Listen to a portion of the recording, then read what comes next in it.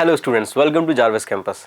हमने हमारी last video में देखा कि फैक्ट्रीज के आने से पहले ही इंडस्ट्रियलाइजेशन स्टार्ट हो गया था और हमने देखा कि इंडस्ट्रियलाइजेशन का मतलब क्या होता है, लार्ज प्रोडक्शन ऑफ गुड्स, जो फैक्ट्रीज के आने से पहले प्रोटो इंडस्ट्रियल सिस्टम के थ्रू होता था। हमने ये देखा था कि इसमें मर्चेंट जो थे वो कंट्री साइड के जो गाँव के लोग थे उनसे काम करवाते थे। मगर सवाल आता है कि मर्चेंट जो थे वो क्यों सिर्फ कंट्री साइड गए, क्यों अर्बन एरियाज या टाउन्स में नहीं गए।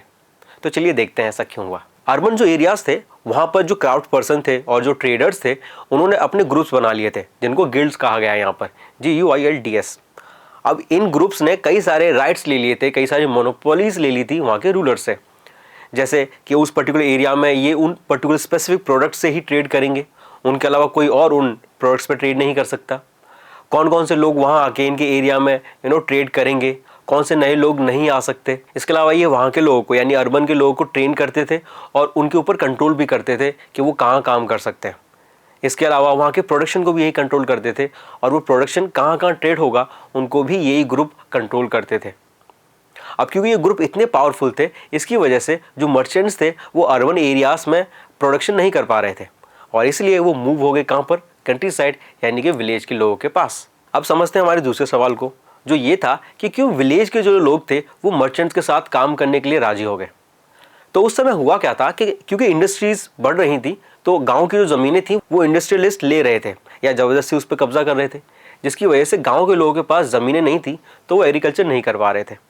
और अगर किसी के पास ज़मीनें थी तो वो काफ़ी छोटी थी, जिसकी वजह से वो सिर्फ अपनी फैमिली नीड्स ही फुलफ़िल कर पा रहे थे, अपने डेली का सिर्फ खाना ही हो पा रहा था। तो जब मर्चेंट्स गांव वालों के पास पहुंचे और उन्होंने कहा कि हम आपको एडवांस में पे करेंगे, तब गांव वालों को इसमें एक ऑप्शन दिखाई दिया जिससे वो अपनी डेली नीड्स को फुलफिल कर सकते थे और इसलिए उन्होंने मर्चेंट्स को मना नहीं किया और जब मर्चेंट्स ने उनको एडवांस दिया तो उन्होंने ले लिया और काम स्टार्ट कर दिया और साथ साथ में अपने दूसरे फैमिली मेम्बर्स को भी इसमें इंक्लूड कर लिया ताकि वो ज़्यादा प्रॉफिट कमा सकें। इसके अलावा उनको एक और बेनिफिट था कि उनको मर्चेंट से तो पैसे मिल रहे थे, साथ में वो अपने एग्रीकल्चर को भी कर सकते थे और दोनों चीज़ को मेंटेन कर सकते थे, अपने डेली नीड्स को भी और अपने एक्सपेंसेस को भी। तो इस तरह से जो मर्चेंट्स थे वो गांव पहुंचे, विलेज साइड, कंट्री साइड, और वहाँ पे जाके उन्होंने लोगों से प्रोडक्शन करवाना स्टार्ट कर दिया। मगर ये जो प्रोडक्शन होता था गाँव में, इसकी फिनिशिंग होती थी टाउन्स में यानी सिटीज़ में, और इसीलिए टाउन और कंट्री साइड के बीच में एक क्लोज रिलेशनशिप बन गई थी। इसको थोड़ा डिटेल में समझते हैं।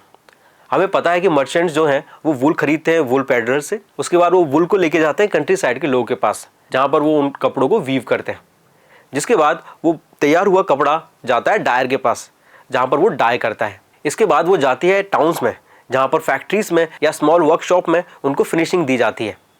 उस समय लंदन जो था वो यूरोपियंस का मेन टाउन था जहाँ फिनिशिंग होती थी, इसलिए लंदन को फिनिशिंग सेंटर भी कहा जाता था। तो इस तरह से मर्चेंट्स जो टाउन में रहते थे वो गांव में गए, फिर गांव से फिर वापस उनकी फिनिशिंग कहाँ हुई, टाउन्स में ही हुई।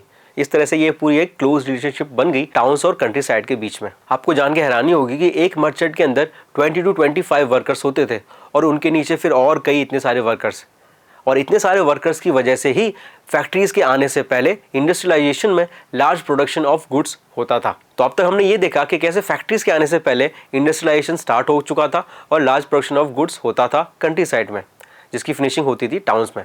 अब हम नेक्स्ट वीडियो में ये देखेंगे कि फैक्ट्रीज कैसे आई और कैसे इंडस्ट्रियलाइजेशन जो पहले फार्म्स में या पीजेंट्स के घरों में होता था वो फैक्ट्रीज की तरफ शिफ्ट हो गया। Thank you.